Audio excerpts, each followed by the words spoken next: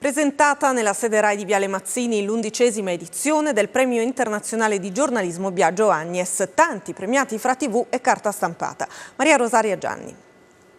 Inseguo le mie passioni, il giornalismo e l'Europa. Così diceva Antonio Megalizzi, il 29enne cronista italiano vittima dell'attentato terroristico dell'11 dicembre scorso a Strasburgo.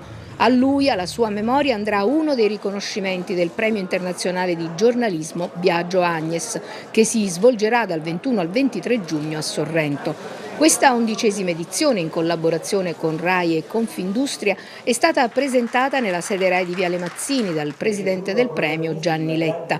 Tanti riconoscimenti divisi in 13 categorie che verranno assegnati nella serata condotta da Mara Venier ed Alberto Matano e poi trasmessa da RAI 1. Un premio che ricorda l'impegno e la passione del giornalista e storico direttore generale del servizio pubblico. Era molto legato al ruolo del giornalista, alla professione del giornalista e alla categoria, e noi con questo premio vogliamo portare avanti proprio e onorare questa figura, questo ruolo, il giornalista. Presidente, la RAI ancora una volta a sostegno del premio Agnes per un'informazione vera, corretta, accurata.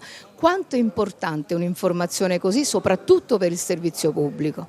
È fondamentale, perché noi saremo apprezzati se avremo la fiducia dei cittadini e l'avremo se sapremo essere giornalisti corretti, trasparenti, coraggiosi ma con responsabilità.